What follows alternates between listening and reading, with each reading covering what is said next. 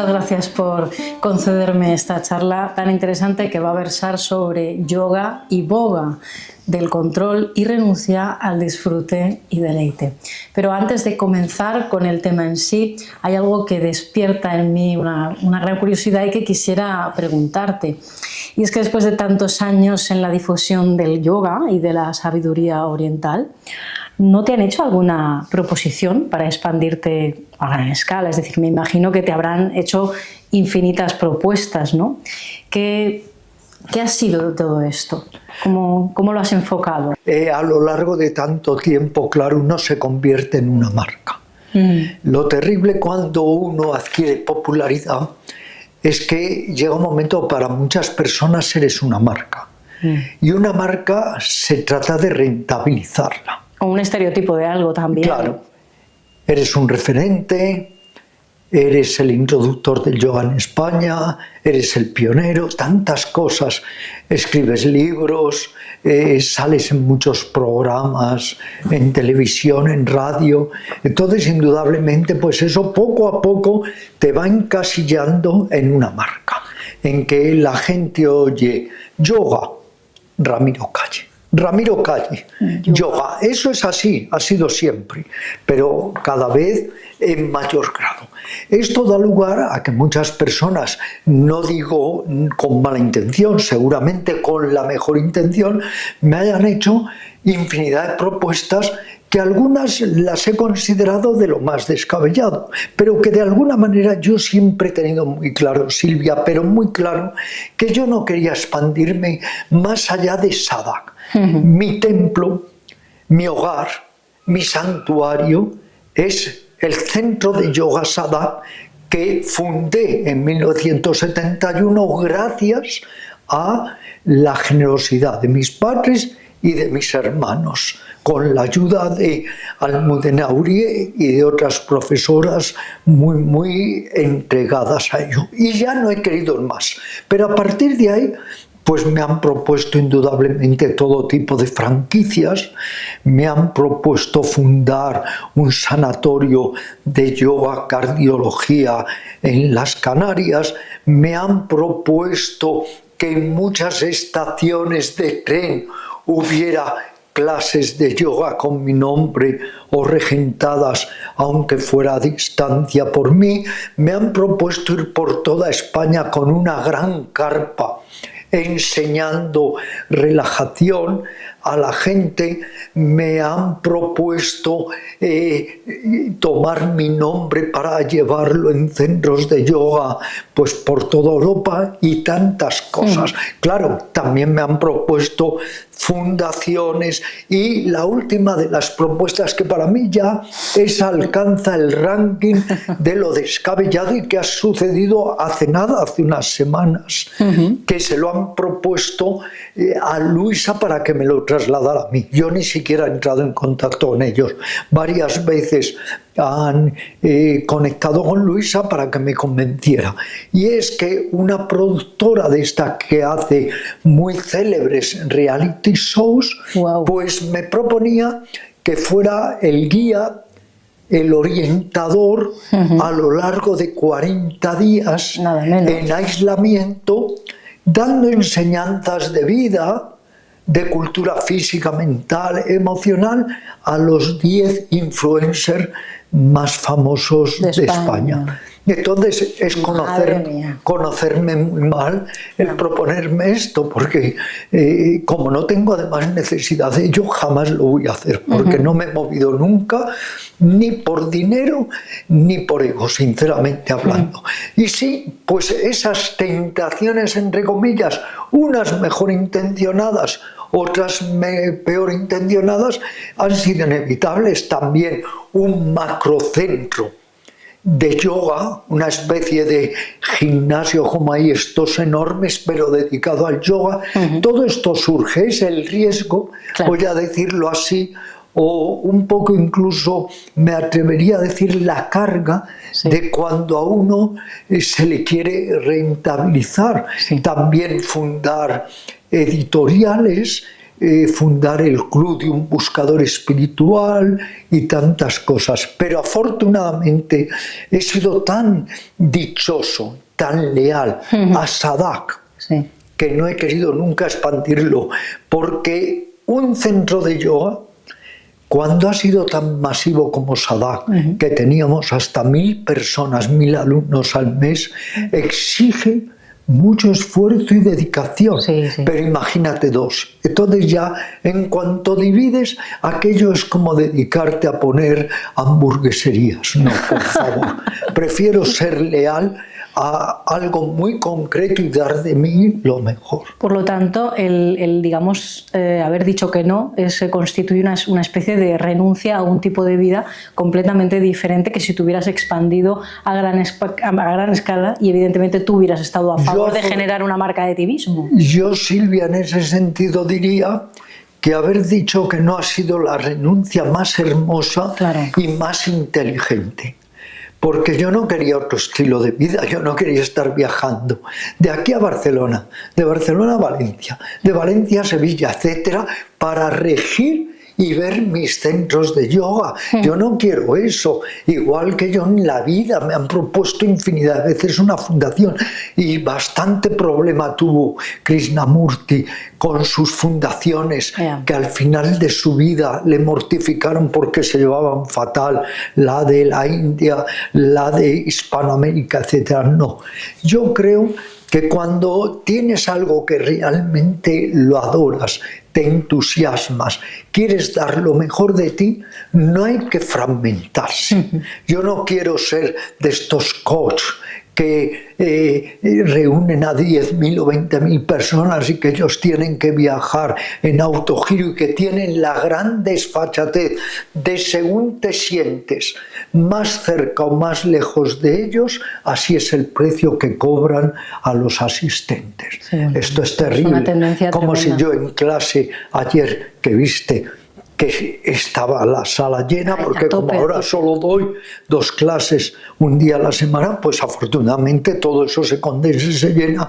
Es como si yo a los que estaban a mi lado les cobro una tarifa y a los que están al fondo. Es que es tan vergonzoso lo que está pasando. Algún día haremos un espacio de lo que podríamos llamar verdad y mentira de los gurús, porque tenemos un poco que abrir los ojos a la gente, no todo vale, no hay nada peor que ser un mercenario del espíritu, no hay nada peor que el ego espiritual, que el llamado materialismo espiritual, eso es lo peor que puede haber, y esta sociedad cada día lo fomenta más, porque se abusa del sentimiento de soledad, de la tristeza, de la amargura, de la ansiedad de los seres humanos, y entonces surgen estos mercenarios del espíritu que les engatusan, les engañan, incluso les quieren hacer ver que en un fin de semana van a cambiar totalmente su vida psicológica. Y eso es imposible. Es algo que hemos hablado muchas veces y que ha salido en tus clases de meditación como tema, y es que en un retiro de un fin de semana, pues bueno, tú puedes profundizar esos 2 días, pero luego todo es el trabajo tuyo. Y quien no te diga eso te está engañando. Exacto, te está engañando, pero vamos. Te está prometiendo paraísos artificiales, te está insuflando expectativas triunfalistas que al final lo que llevan es a sentirte fracasado y frustrado. Porque si alguien te hace creer que tú en un fin de semana puedes modificar toda tu psicología, dejar fuera, tirar por la borda la ansiedad, la tristeza, la amargura, la frustración, es que como no es así, luego te vas a sentir aún peor. Y por otro lado, cuando algunos de estos encuentros, estos intensivos, sacan todo de ti, el problema no es sacarlo, el problema no es drenar, El problema es que luego todo eso hay que reintegrarlo. Claro. Si lo dejas fuera, te sientes mucho más alienado que antes. Hay que reintegrar. Por eso este trabajo interior no es un trabajo de un fin de semana. Es como el día del yoga. Cuando a mí me llaman los medios y me dicen, ¿qué opinas del día del yoga? Yo siempre digo, el día del yoga para mí son todos. Porque todos los días hago yoga, todos los días hago meditación. Hay que tener cuidado con lo que llamaríamos esta especie de engaño masivo que al final se vuelve autoengaño y millones de personas creen que sin ningún esfuerzo pueden modificar toda su vida emocional. En colación con lo que has dicho del esfuerzo, nuestro tema de hoy, que es yoga y boga, del control y la renuncia al disfrute y deleite. Esta introducción da una perfecta entrada a mi primera pregunta. Cabría comenzarla, ¿no?, descubriendo qué es exactamente estos dos términos, aunque en algunos vídeos ya hemos tratado del término yoga. ¿Qué diferencia encontramos entre yoga y boga? Primero decir que son totalmente compatibles. Voy a contar una anécdota. Le preguntaron a Ramana Maharshi, ¿a qué hay que renunciar? Y Ramana Maharshi, que era un renunciante desde niño, repuso solo a dos cosas: al ego y a la ignorancia de la mente. En realidad puedes ser un renunciante y estar siempre frustrado, deseando lo que no tienes.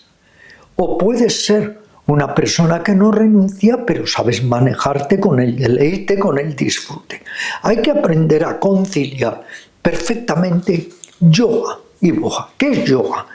Yoga es consciencia, yoga es ecuanimidad, yoga es quietud, yoga es un sano autocontrol. ¿Y qué es boga? Boga es disfrute, boga es goce y gozo, boga es deleite. Hay que aprender a conciliarlos. Quiero decir con esto, se puede ser un yogi fabuloso, aun si no renuncias al disfrute, y se puede ser un pésimo sannyasi no renunciante si con tu mente todo el día sigues enganchado deseando el disfrute. ¿Dónde hay que ejercer el control? En la mente. El yoga no es ascesis, por favor. El yoga no es mortificación. En el yoga no se te pide en absoluto que dejes a tu familia. Eso lo hacen las sectas, pero no lo hace el yoga. Todo lo contrario, el yoga te dice: trabájate en tu familia, trabájate en tu trabajo, trabájate en la vida cotidiana. El yoga lo que te pide es equilibrio, es el camino del medio, es armonía. Y consciencia. Y consciencia. Y desapego. Y ni caer en el apego ni la aversión. Es decir, ni el aferramiento, ni el aborrecimiento o el odio. Pero no te dice que renuncies a nada. Lo que te dice es que aprendas a poseer sin ser poseído por lo que posees. Que aprendas a disfrutar de las cosas deleitosas de la vida, pero sin ser un esclavo y sin volverte un codicioso, y sin, debido a esa codicia, no tratas de explotar y de esquilmar a los demás. Disfruta, pero comparte tu disfrute. Goza, pero sé lo suficientemente generoso para tratar de que todos los seres sintientes puedan también, en la medida de lo posible, disfrutar. El disfrute es salud. El disfrute es energía. Ya que venimos a esta vida, disfruta, no seas un alma en pena, que eso no te ayuda ni a ti ni a los demás. Pero un disfrute de alguna manera consciente, regulado, que seamos capaces de tener el goce sensorial, pero que no nos obnubile, que no nos ofusque, y lo más importante, como decía Buda, hay de aquel que por solo pensar en su beneficio no lo concilia con los demás. Prefiero incluso un egoísta inteligente que ayude a los otros para que le ayuden a él, que este egoísta zafio, mezquino, que lo único que trata es de esquilmar a las otras criaturas. En el sentido del disfrute, yo creo que llega a ser, digamos, contraproducente cuando te engancha, cuando te genera apego. Aferramiento. Ahí está. Entonces, lo difícil para el boga, desde lo que yo veo desde fuera, es poder encontrar la justa medida de decir, bueno, hasta aquí, porque sé que a partir de aquí a mí me genera como una adicción, como un no puedo parar, cualquier cosa. Una profundísima insatisfacción. Exactamente. Ya hicimos tú y yo un espacio que está en internet sobre la insatisfacción. Y no cabe duda de que el deseo aferrante, el deseo vehemente, el apego excesivo, al final nos hace sus esclavos, sus adictos, pero lo que es peor es que nos causa un gran vacío interior que nunca podemos llenar. Es como el que tiene sed y está todo el día tomando pescado en salazón. En lugar de aplacar su sed, la sigue incrementando. La vida es un viaje. Un viaje que no tiene por qué ser ni mucho menos para el sufrimiento, la mortificación, por favor. Un viaje para disfrutarlo, compartirlo con los demás, pero desde el equilibrio, desde cierta mesura, desde cierto control y sobre todo compartiendo. Es indudable, Silvia, que si ahora tú, cuando esta tarde te vayas a volver a Valencia, alguien te propone ir en carreta o en coche, prefieras ir en coche. Si alguien te propone meditar debajo de un puente o en una sala agradable de meditación, vas a elegir la sala agradable de meditación. Lo que hay que aprender es a no dejarse intoxicar o nubilar, dominar por el disfrute. Por eso hay que combinar armónicamente y convertir, fíjate lo que te voy a decir, el boga disfruta en un yoga y el yoga en un boga. Porque cuando llega un momento que el yoga es deleitoso, meditar es agradable, las posturas, la respiración, en realidad estás haciendo del yoga un boga. Y si tú cuando estás disfrutando lo estás haciendo con plena conciencia, con un sentimiento de compartir, de generosidad, entonces es fabuloso, porque lo que tú estás disfrutando lo estás procurando para los demás. Y porque además no olvidemos nunca que el gran antídoto de la envidia es disfrutar del bienestar de los otros, que es lo inteligente. Sí, alegrarse de las alegrías y las satisfacciones de los demás. Claro. Luego, de alguna forma, la vida tiene que tener estas dos caras: cierta disciplina, cierto control, voluntad bien dirigida, el anhelo de perfeccionarme, de humanizarme, de evolucionar, de no ser una mala copia de mí mismo, sino al revés, sacar lo mejor de mí mismo. Eso es yoga. Un método. Si es que el yoga no es nada, es un método. No es una filosofía, no es una religión, no es una metafísica, es un método de autodesarrollo. Y por otro lado, como tengo un cuerpo, como tengo órganos sensoriales, pero ¿por qué no voy a disfrutar del aroma de una flor, de la caricia y el abrazo a un ser querido? ¿Por qué no voy a disfrutar del agua fresca deslizándose por mi garganta, de un paseo, de tantas cosas? Pero claro, desde el ser interior, porque el problema del disfrute es que a veces se vuelve, como tú señalabas, adictivo, hipnotizante y mecánico. Sí. Hay un problema enorme en el disfrute, que llega a ser mecánico, que mucha gente bebe, es alcohólica por mecanicidad, que mucha gente es drogadicta por mecanicidad, que mucha gente es ludópata por mecanicidad, no por consciencia. Es la perseverancia y el esfuerzo mantenido una de las actitudes que se cultivan en la práctica de yoga, tanto físico como mental, y de hecho constituyen una base del trabajo interior de autoconocimiento y transformación. Pero ¿en qué sentido sería necesario el boga aquí? Bueno, es que en realidad cuando uno comienza a practicar asiduamente, el yoga se convierte en boga, porque no sabes el deleite que yo experimento cuando hago relajación profunda, el deleite, el gozo que experimento cuando hago los estiramientos bien equilibrados y noto que me voy desbloqueando, el enorme deleite que a veces experimentamos en una buena meditación donde logras la inmovilidad y la quietud. Por eso decía que podemos conciliar perfectamente el yoga y el boga, que incluso cuando estamos viajando, eso es placer, es deleite, pero no es lo mismo viajar con una mente atenta y convertir el viaje exterior en un viaje interior, yoga, que viajar de una manera mecánica o con apego. Entonces, la actitud es muy importante. Lo que hay que entender es qué es la vida. La vida es un viaje que además los hindúes llaman lila, el juego divino.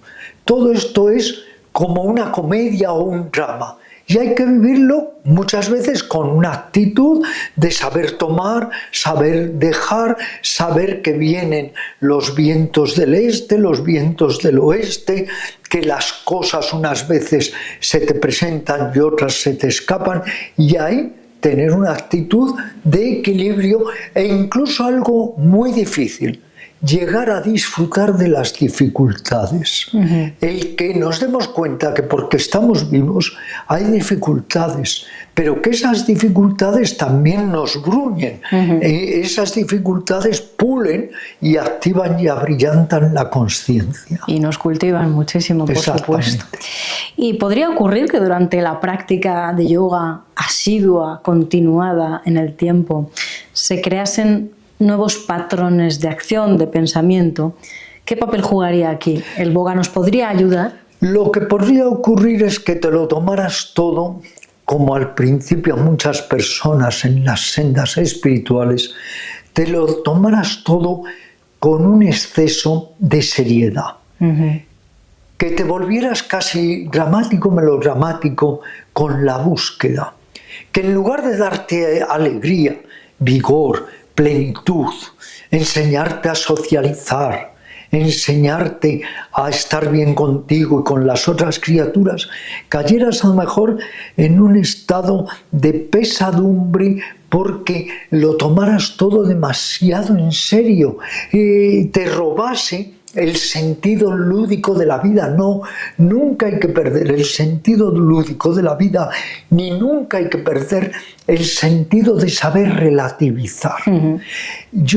Los yogis más avanzados que he encontrado, todos tenían un sentido del humor excepcional. Babaji Sivananda de Benares tenía un sentido del humor. Él decía siempre el humor, la risa, la sonrisa, la alegría son imprescindibles, porque para los hindúes todo lo que vemos es lo que llaman la Sakti, la energía primordial en movimiento. La Sakti es muy prolija, constantemente está creando películas. Hay que aprender a no abrumarse, a no entristecerse, a ver un poco todo ello con equilibrio, con ecuanimidad y con un gran sentido del aprendizaje. Y no sé, ¿es la propia práctica del yoga la que ha de ayudarnos a ver cuándo es el momento? Porque pues puede ocurrir que evidentemente uno es consciente de que tiene que llevar a cabo, quiere llevar a cabo una práctica y persevera en ello. Sí, y hay que hacerlo, y hay que ser más disciplinado y riguroso, pero eso no quiere decir que, como muchas personas cuando empiezan la meditación, dicen, es que ahora no quiero estar con mis amigos. Oye, no, algo estás enfocando mal. Claro. O es que mis amigos ahora les veo como muy superficiales, como melifluos, superfluos. Pero oye, tú haces meditación, pues tú relaciónate con ellos, sé generoso, acepta. Porque es que el yoga, la meditación, lo que nos lleva es a aceptar. Claro. No hay por qué empezar al revés si meditas a enjuiciar. Mis padres, no les interesa esto, mis hijos, mi amante, mi mujer, mi marido, no. Esperando que todos los demás cambien. Vamos, ¿no? pero eso es absurdo, y esperando que se interesen por lo que a ti te interesa mucho. Como a ti te interesa mucho la meditación, que todos mediten en tu entorno. Como te interesa mucho hacer la postura de la cobra o el Bhastrika, que todos hagan la postura de la cobra o el Bhastrika. No, el yoga es aceptación, es indulgencia, es benevolencia, es respetar a los demás como son. Lo único que no se puede respetar es la violencia, indudablemente. En esto soy profundamente jaina y profundamente gandhiano. Si hay algo terrible es la agresividad, la violencia, la crueldad. Eso es lo que no tenemos que aceptar. Totalmente de acuerdo ahí. Y una pregunta así más centrada en el tema del tantrismo, que me ha surgido. Vamos a hacer un programa que sí. le vamos a llamar Verdad y Mentira del Tantrismo. Lo haremos con mucha precisión. Pero también quiero avanzarte una cosa, no del tantrismo, es más que avanzarte al revés, poner una coletilla a lo que antes hemos hablado. Yo mismo quemé toda mi biblioteca. Llegué a estar tan harto del yoga a los 20 y tantos años que quemé mi biblioteca, pero porque no supe enfocar bien las cosas, porque me lo tomaba todo con un sentido demasiado trágico de la existencia, en este caso del yoga.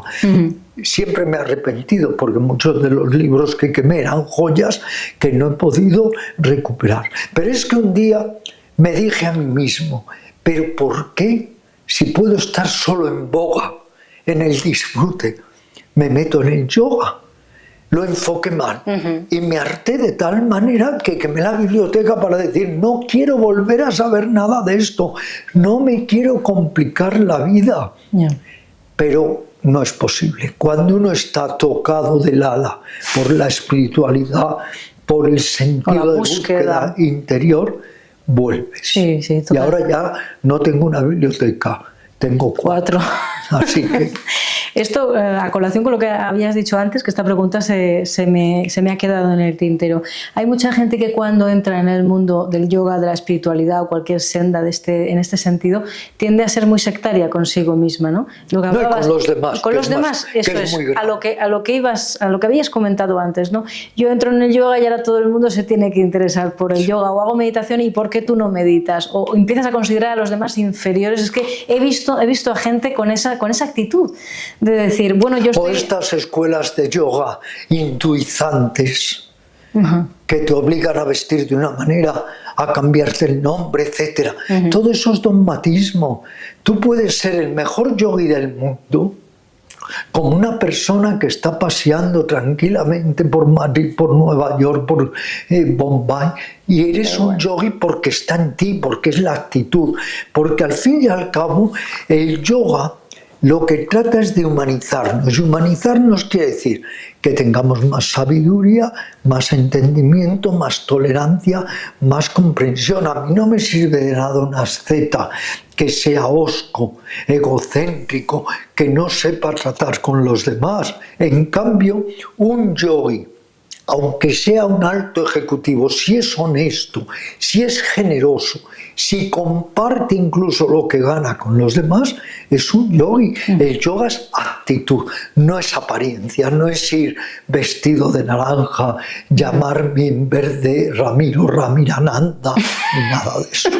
Está muy bien lo de Ramirananda.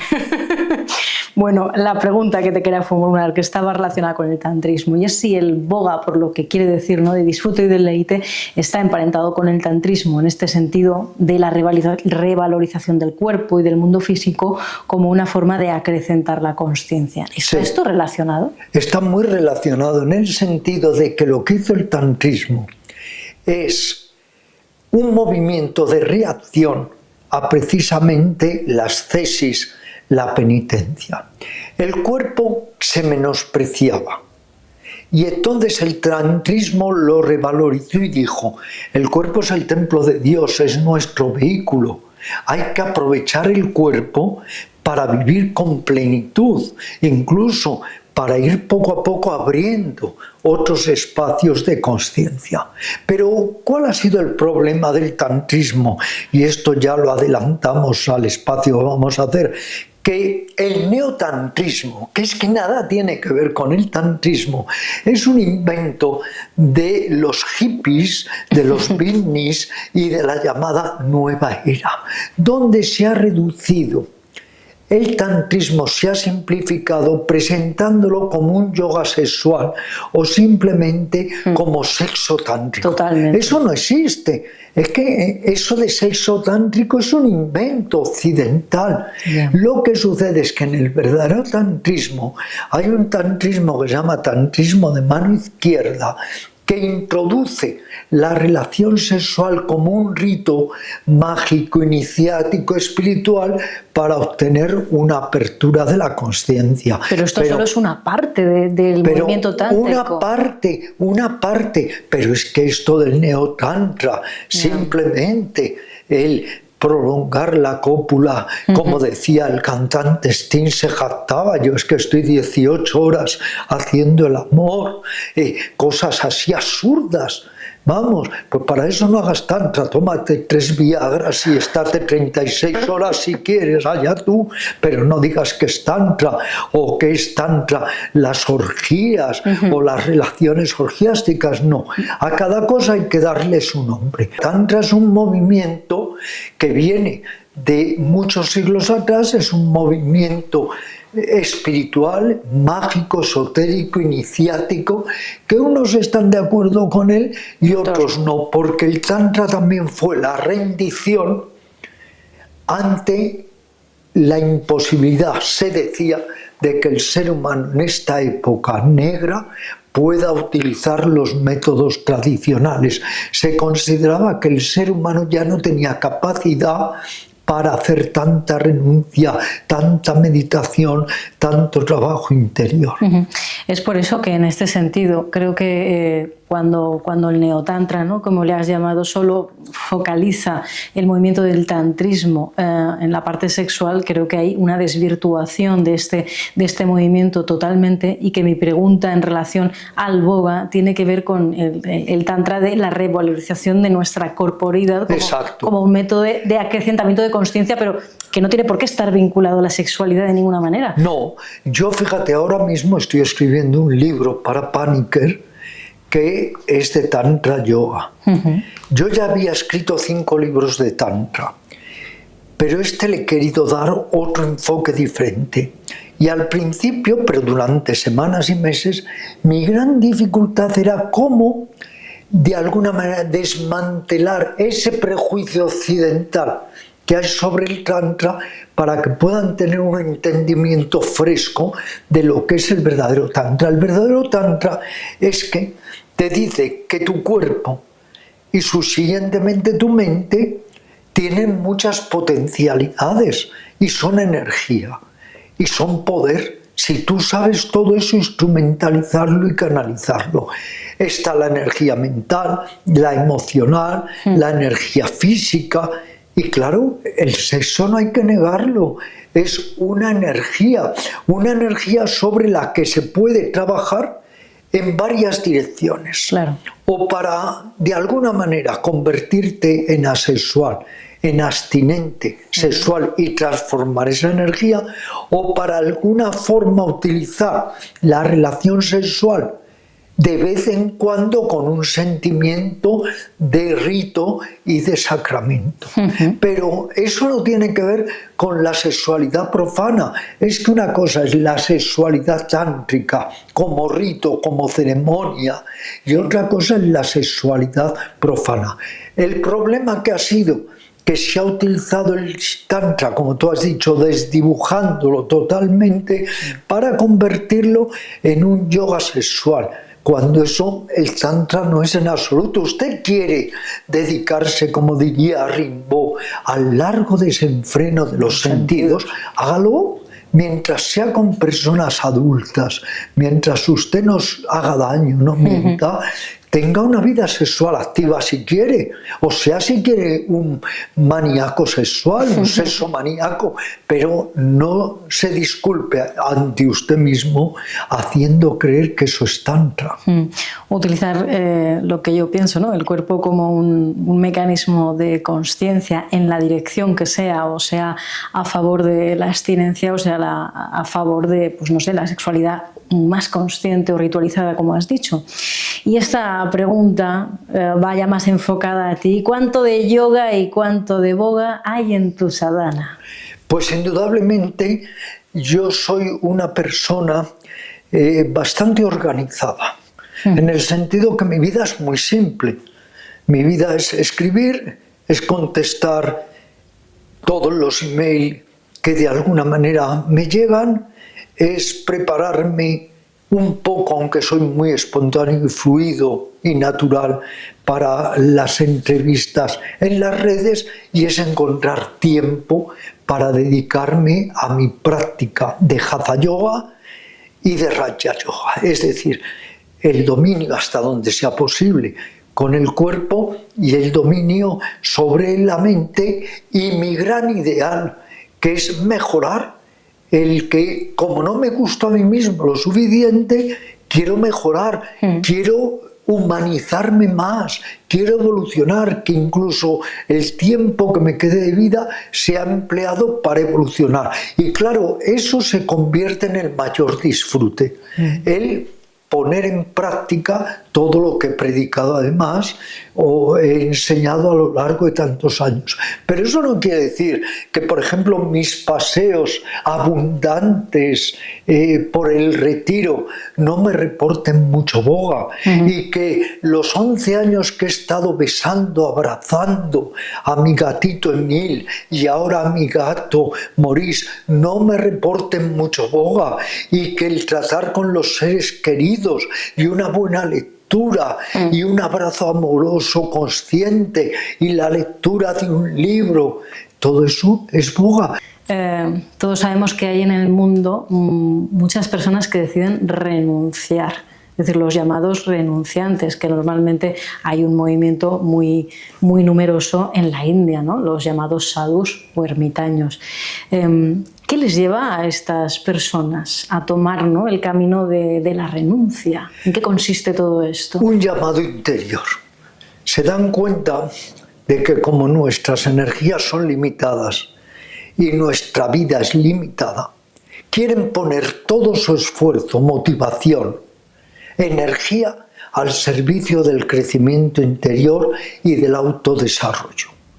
Unos creen en Dios y quieren llegar a Dios, otros en el vacío y quieren profundizar el vacío, otros el alma cósmica y quieren fundirse con alma cósmica, da igual las creencias. Aquí lo que sirve son las experiencias. Renuncian a una parte de la vida, pero para utilizar toda esa energía, ese tiempo, ese poder interior, en canalizarlo hacia la meta.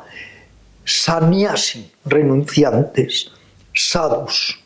En Occidente, anacoretas, cartujos. Los jainas, hay un movimiento de renuncia también importante entre los sufíes, etc. Pero esa renuncia tiene que ser un llamado interior, tiene que ser vocacional.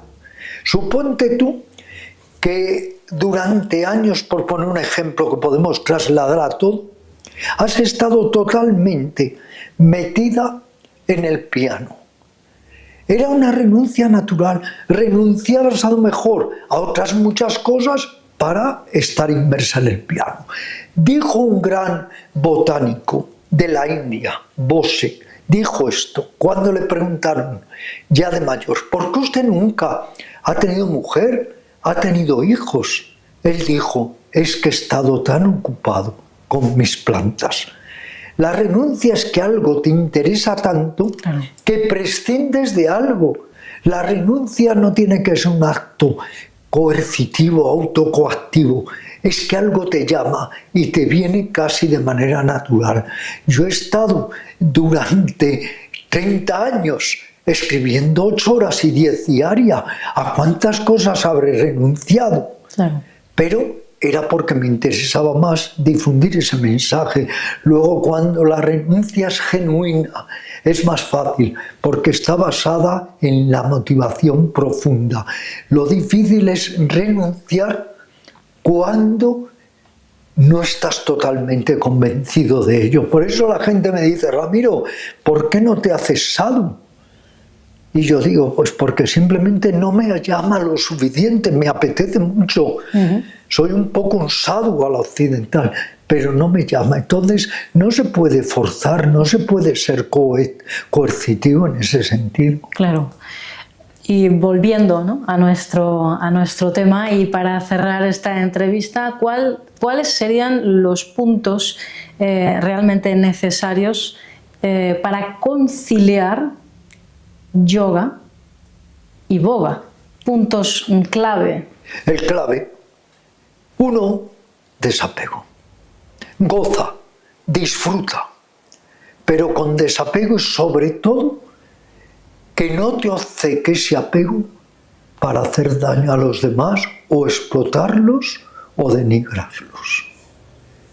Yoga, boga. El yoga te da desapego, consciencia, control, y el boga es deleite.